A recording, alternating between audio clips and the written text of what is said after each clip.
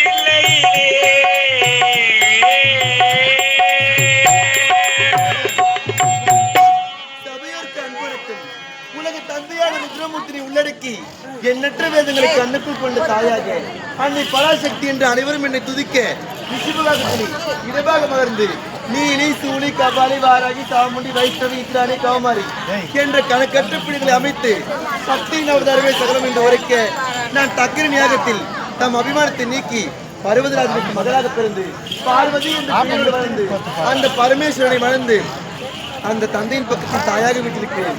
இருந்தாலும் சுவாமியானவர் காத்துக் கொண்டிருப்பார், சென்று காண வேண்டும். அதிவேகமாக புறப்படுகிறேன். சுவாமி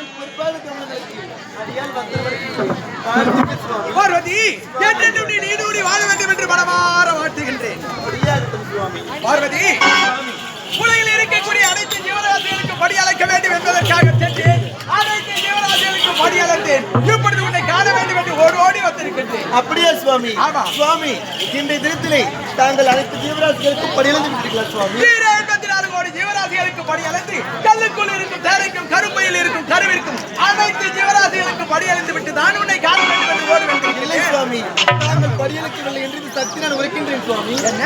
ஆமா சக்தி சுவாமி. என்ன உரைக்கின்றாய்? ஆமா. விளையாட்டு வேண்டாம். விளையாட்டு எப்பொழுதுமே வேறு முடியும். அதெல்லாம் ஒன்றும் முடியாது சுவாமி. அப்படியா? நான் எப்படி திரும்ப வருகிறேன்? நானும் ஒரு தண்ணி பையில ஒரு சிற்றுரி அடைத்து வச்சுக்கிறேன் சுவாமி.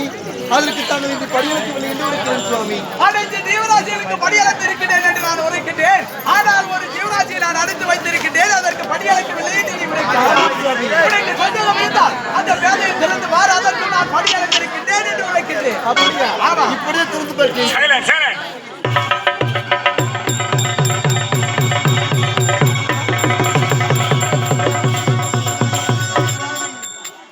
பின்புத்தி என்று சொன்னவர்கள் சுவாமி.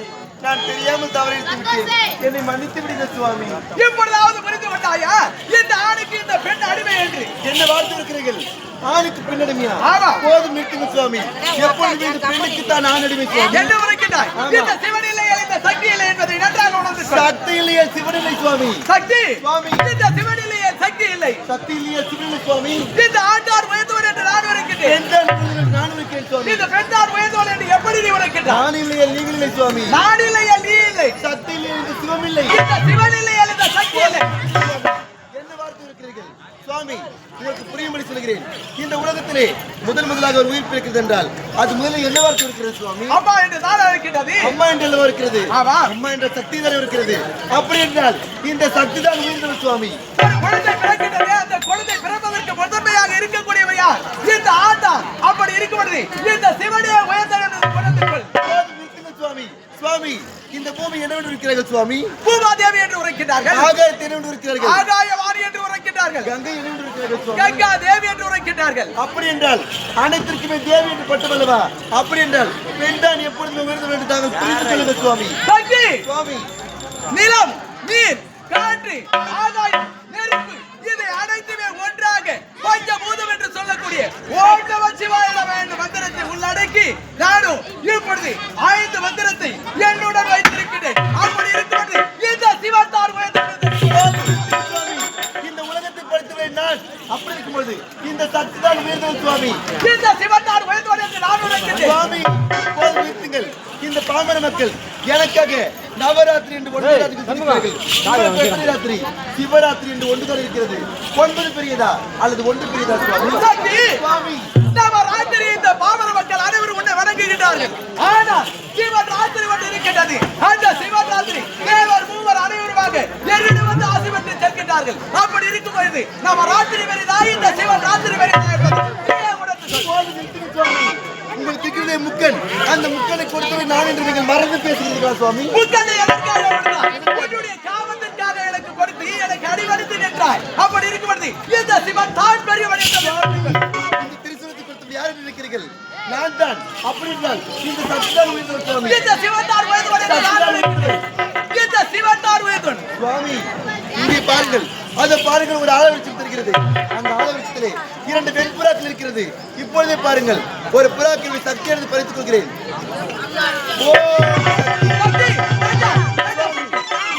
முடிந்தால் இப்பொழுது சக்தியை பெற்று மீண்டும் உயிர் பெறுவது சுவாமி. சக்தி வாக்குவாதத்தில் அந்த பாவம் அந்த ஜீவராசி என்ன செய்தது? அதற்கு உயிரிழக்க செய்தாயே, அந்த சக்தி இழக்க செய்து விட்டாயே. உங்களால் சக்தி கொடுக்க முடியுமா? சக்தி, நான் உரைக்கின்றேன். பாவம் அந்த புறாவிற்கு உயிர் கொடுத்து அந்த சக்தி கொடுத்து அதை எழுப்பு. உங்கள் வார்த்தைக்கு மறுவார்த்தை இல்லை. இப்பொழுது உயிரை கொடுக்கிறேன். சக்தி இல்லையே இந்த உலகத்தின் உயிரில் யாருமே வாழ முடியாது. சக்திதான் உயிர் என்று ஒன்று சொல்லுங்கள். சக்தி, இப்பொழுதாவது நன்றாக உணர்ந்துக்கொள். இந்த சிவன் தான் உயர்ந்தவன் என்று நான் உரைத்தேன். அதன்படி நீ நடந்து கொண்டாய். அப்படி இருக்கும் பொழுது இந்த சிவன் தானே பெரியவன்.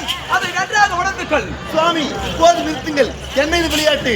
சுவாமி, எப்பொழுது சக்திதான் உயர்ந்தவர் சுவாமி? இந்த சிவன் தான் உயர்ந்தவன் என்று நான் உரைக்கின்றேன். சுவாமி, சக்திதான் உயர்ந்தவர். சக்தி தான் உயர்ந்தவன் என்று நீ சொல்கிறாய். ஒரு நேரத்திலே சிலையிலே நாட்டி மாடி நான் இப்படி காலை தூக்கி நின்றேன். அது நிற்க முடியுமா? சுவாமி, என்னது விளையாட்டு? ஒரு ஆணாகப்பட்டவர் சபையில காலில் விட்டுகள். ஒரு பெண்ணால் எப்படி சுவாமி நிற்க முடியும்? முடியாது.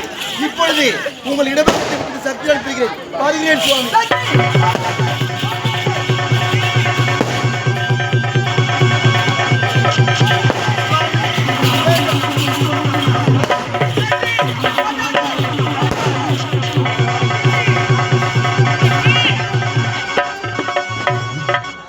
என்னுடைய இடைக்காலத்திற்கு சென்று நீ ஓடிக்கொண்டிருக்கிறாய். போக வேண்டாம் என்று நான் எத்தனை முறை விளக்கின்றேன்.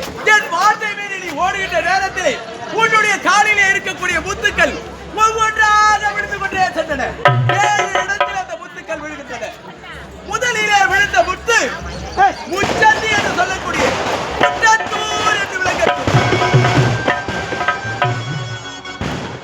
இரண்டாவதாக விழுந்த முத்து இளம் இறையானூர்.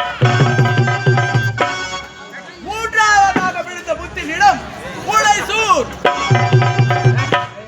நான்காவதாக விழுந்த முத்து விழுந்த இடத்திற்கு மாரியநல்லூர். ஐந்தாவது முத்து விழுந்த இடத்திற்கு பூ விழுந்த வள்ளி. ஆறாவதாக விழுந்த முத்தினிடம் ஆராசூர். ஏழாவது விழுந்த முத்திற்கு இடம் மதுராந்தகம் ஏரிக்கரை. இப்படி 7 முத்துக்கள் விழுந்த இடத்தில் 7 அவதாரம் எடுக்க வேண்டும். 7 அவதாரம் எடுத்து 7 கன்னிகளாக நீங்கள் பிறக்க வேண்டும். அதன் மூத்தவளாக முட்டத்தூரிலே செல்லியாக இருக்கக்கூடியவள் கேட்கக்கூடாத வரத்துக்கு வழியை கேட்க வேண்டும். கொடுக்கக்கூடாத வரத்தை கொடுத்து ஒரு மானிடன் சிக்கி படாத துன்பத்தை பட்டு நீயோ என்னுடைய பாதார மந்தையும் சேர வேண்டும். கொண்டு சாவம்